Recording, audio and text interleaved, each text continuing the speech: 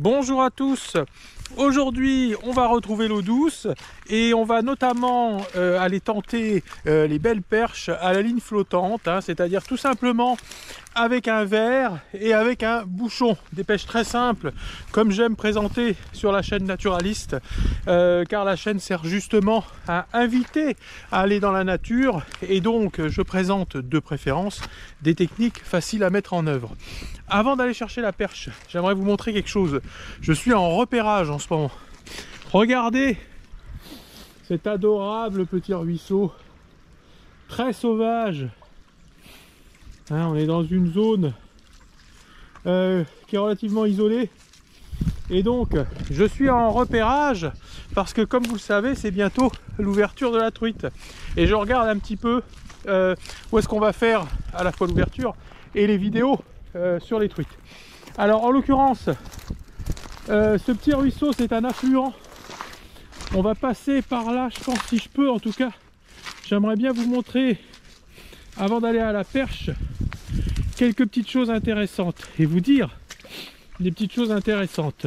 La truite fario, hein, la sauvage, celle qu'on va chercher, se reproduit dans les affluents au niveau des gravières. Et ce petit ruisseau, justement, a plein de gravières un peu plus haut.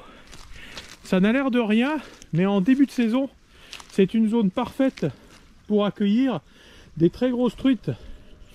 Et alors vous voyez, c'est un tout petit cours d'eau. Beaucoup de gens se diraient, ben là-dedans il n'y a rien et certainement pas un gros poisson. Mais non, c'est le contraire.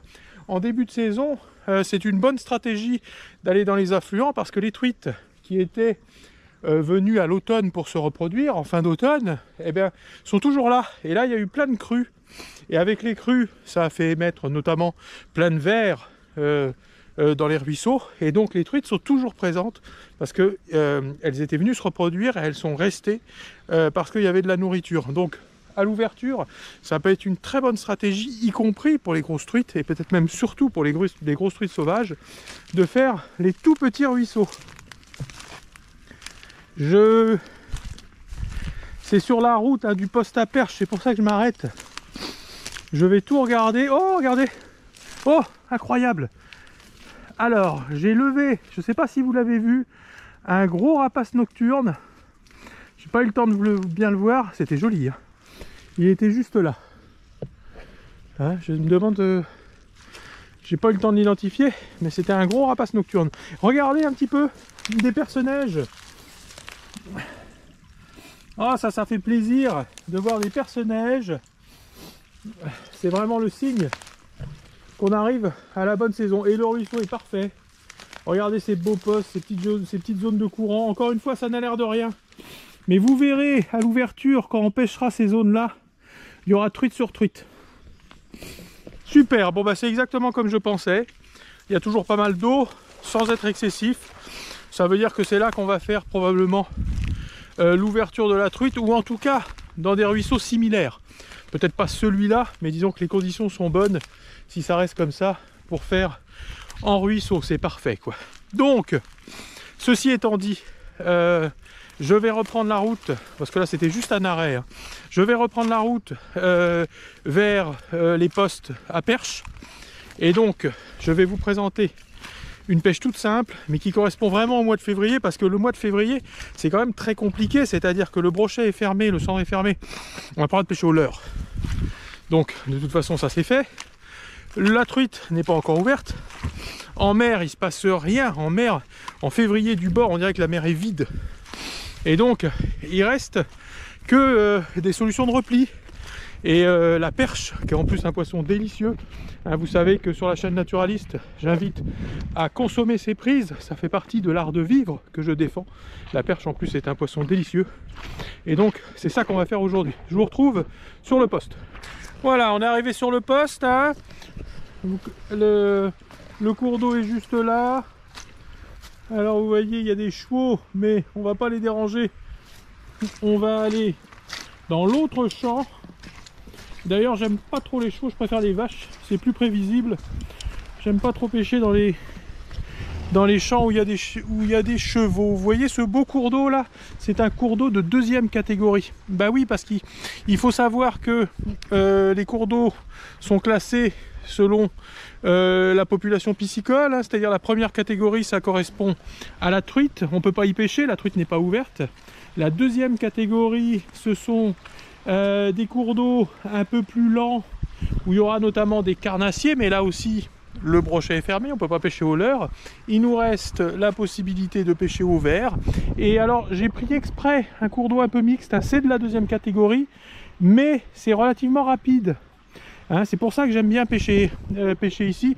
Comment dire, c'est une portion de Lillet, pas très loin de Rennes, hein, pour information. Tout Lillet est très bon. Et ce qui est bien, c'est que comme c'est un peu plus courant, c'est assez mixte comme population. On peut trouver du chevenne, par exemple.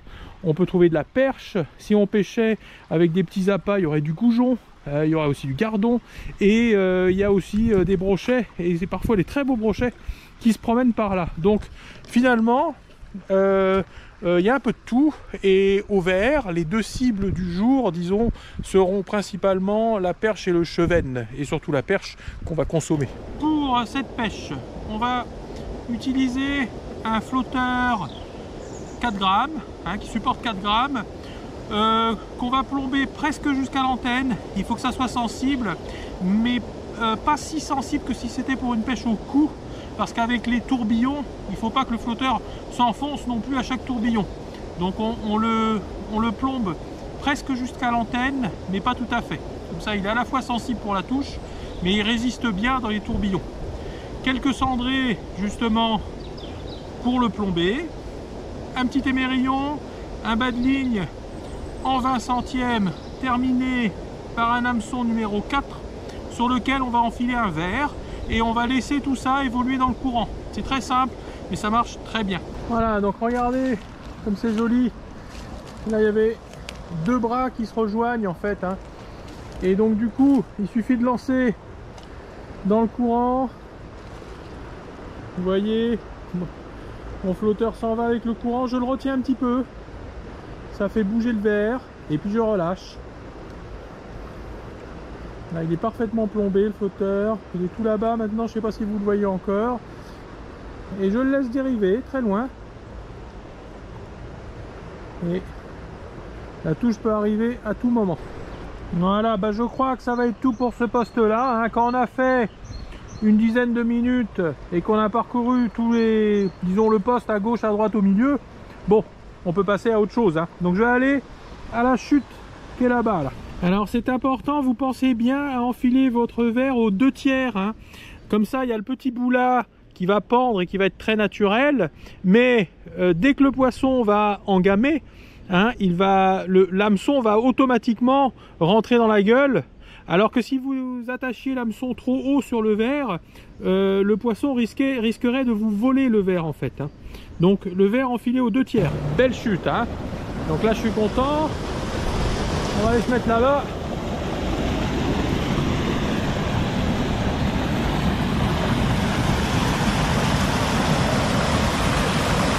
On va mettre le verre au milieu. Voilà.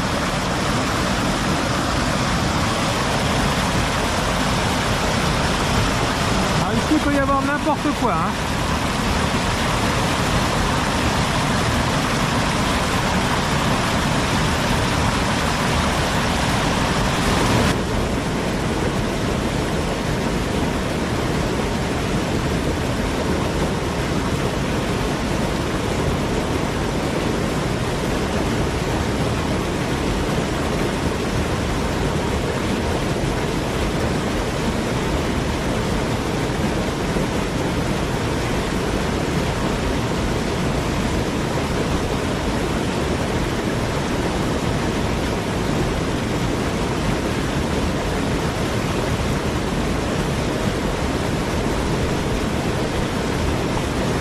Alors, je vais utiliser ce poste pour vous montrer comment on pêche, hein, dans les courants. Donc vous voyez, j'ai mis mon flotteur dans le courant principal. Il va d'abord descendre, hein, je vais le retenir un petit peu. Et à un moment, il va être pris dans le contre-courant. Et cette fois justement, il va faire le contraire. Il va remonter, je ne sais pas si vous le voyez, mais il est en train de remonter le long de la berge, c'est-à-dire le courant principal descend. Ensuite, comme il y a un étranglement, il y a un contre-courant qui vient longer la berge. Et de l'autre côté, c'est pareil. Le courant principal, un contre-courant qui tourne comme ça. Et en fait, avec votre flotteur, il faut tout explorer. Hein, toujours dans la retenue. Vous retenez légèrement le flotteur, vous le laissez partir.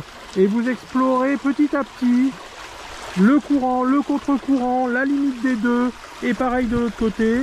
Et une fois que vous avez fait tout le poste, s'il y a un poisson mordeur, normalement il est pris. Et sinon, vous passez au poste suivant. Alors, je vais faire un ultime poste avant de partir. Bon, de façon un peu attendue, le vent de nord-est fait les dégâts escomptés. Hein. Donc, du coup, là c'est joli quand même. Hein. Je vais faire ça avant de partir. Superbe zone, je vais la prendre par l'amont évidemment. Hein. Et je vais laisser le flotteur dévaler dans le courant. Une fois que c'est fini, on aura deux options. Soit on continue l'îlet un petit peu plus en amont. Mais bon, c'est une zone que je connais bien ici. Hein. Il y a du poisson. Hein. Donc si on n'a pas fait une touche... Pardon. Si on n'a pas fait une touche, c'est qu'il y a une raison, c'est qu'il ne mange pas. Donc du coup, je pense qu'on va se replier sur un étang que je connais, qui est sympathique et qui nous permettra de faire de la diversité et éventuellement de nommer des espèces nouvelles pour la chaîne, parce que c'est aussi le but de la chaîne. Donc on va faire ça d'abord. Voilà, nous voilà arrivés à l'étang. Hein. Alors pour information, c'est un étang privé dans lequel je viens souvent pêcher pour faire des essais, des tests. Vous entendez les oies probablement. Même montage qu'hier, mon petit verre, mon petit bouchon. C'est tout simple, ça marche très bien. Et on va voir s'il y a des poissons qui veulent attaquer notre verre aujourd'hui.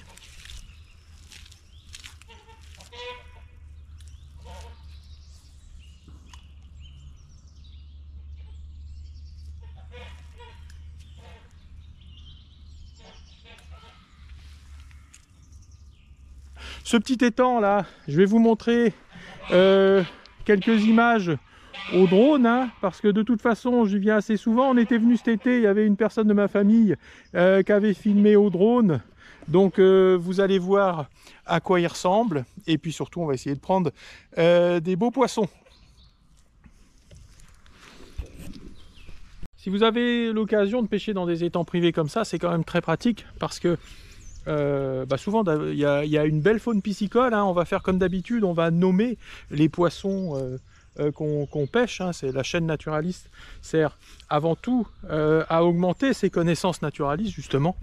Et n'hésitez pas, c'est vraiment sympa de pouvoir s'entraîner un petit peu et de tester le matériel, les appâts, les amorces. On verra ça de façon plus approfondie dans la chaîne naturaliste.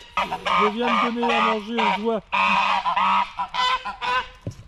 Alors, pour information, c'était des oies qui provenaient de mon élevage, hein, parce que j'ai élevé de la volaille pendant très longtemps pour consommation personnelle, hein, tout simplement.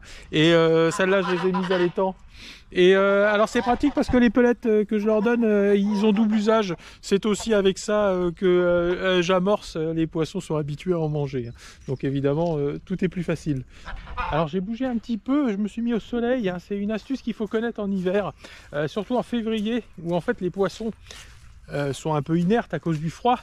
Il y a un petit pic alimentaire en milieu de journée, surtout quand il y a du soleil. Donc en fait, j'ai bougé, j'ai mis de lignes flottantes au vert et comment dire, c'est un peu plus profond, c'est au soleil. Normalement c'est plutôt là que ça va se passer.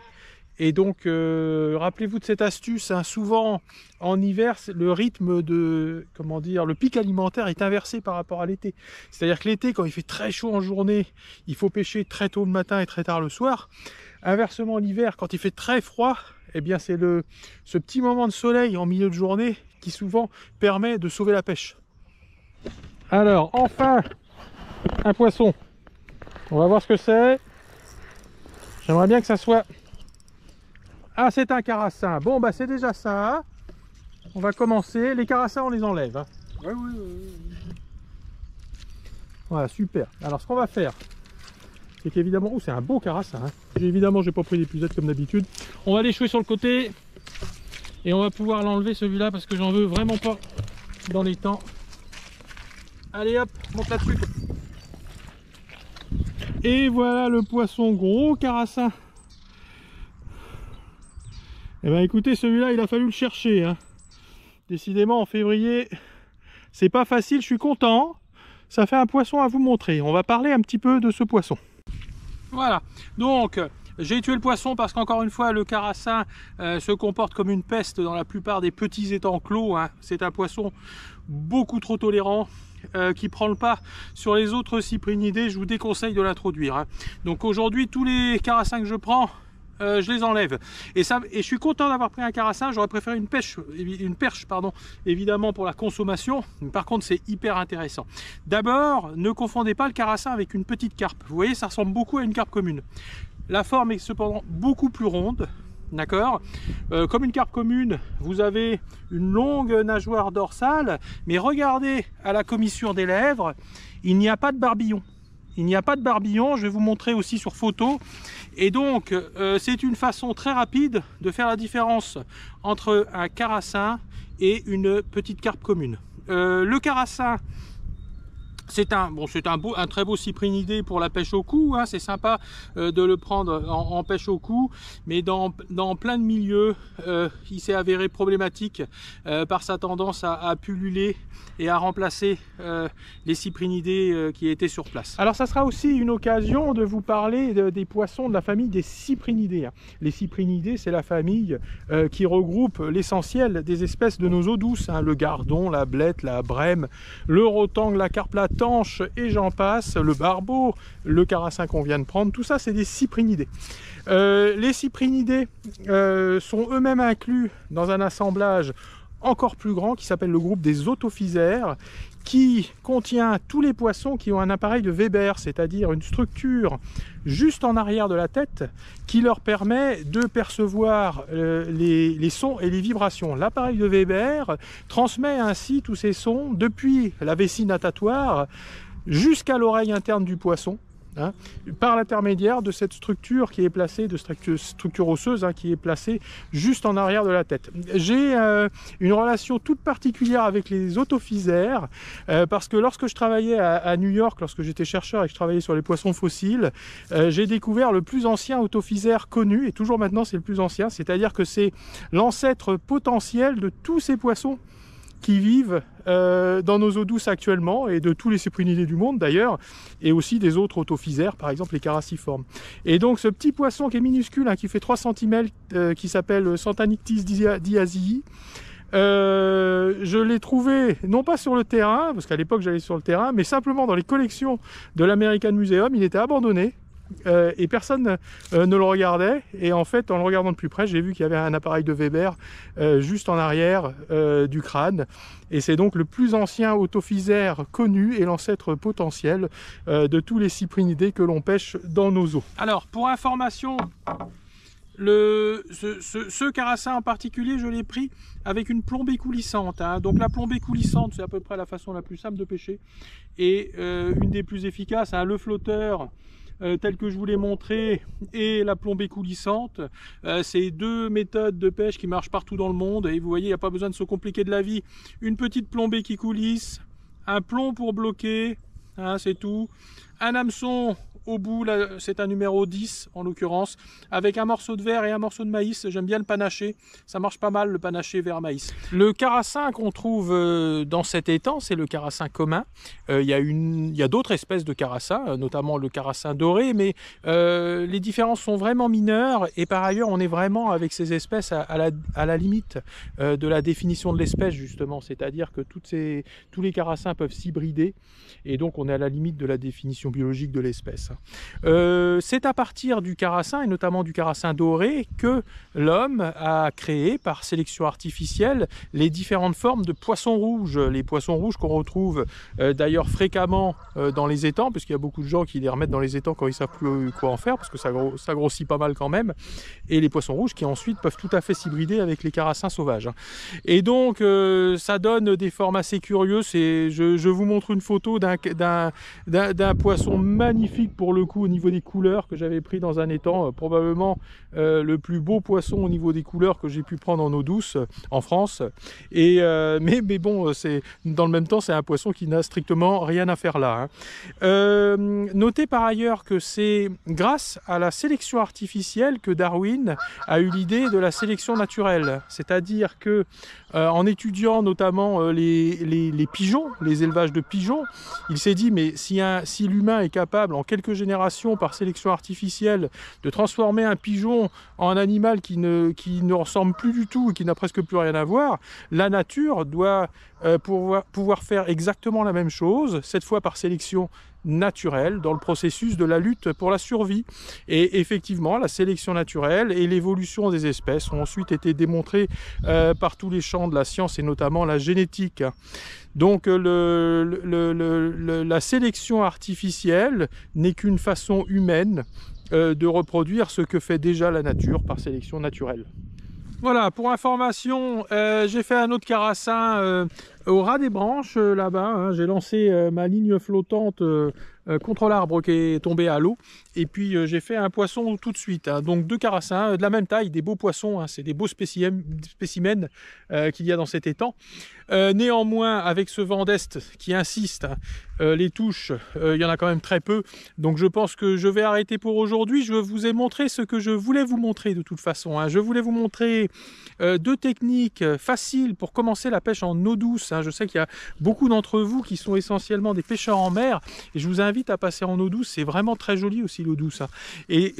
Donc la ligne flottante telle que j'ai pu la présenter aujourd'hui et la plombée coulissante sont vraiment 2 approches très simples qui permettent de prendre du poisson, et vous verrez quand on recommencera à la belle saison, vous verrez qu'on prendra aussi beaucoup plus de poissons, parce qu'évidemment c'est l'environnement qui décide pour l'essentiel du nombre de captures, hein. La technique c'est bien, mais quand on a compris comment ça marche avec les conditions extérieures, eh ben c'est encore mieux là. En l'occurrence, le vent d'est n'était vraiment pas de notre côté, ça bloque les poissons en hiver. Je vous ai aussi parlé donc du carassin, une nouvelle espèce pour la chaîne Naturalis, donc je suis content de l'évolution des espèces. Vous savez que ça me fait toujours plaisir de me servir de la pêche sportive pour diffuser les connaissances sur la nature. Et par ailleurs, je vous invite à vous abonner, parce qu'il y a beaucoup de vidéos à venir, et quand on est abonné, on reçoit des notifications, hein. Il y aura les grandes marées à la fin du mois. Il y aura l'ouverture de la truite. Je reprends aussi la pêche en mer, en bateau et du bord en mars. Donc il y a vraiment plein de vidéos de prévues, et je vous invite à vous abonner. Voilà, j'espère que ça vous a plu. Je vous dis à très bientôt.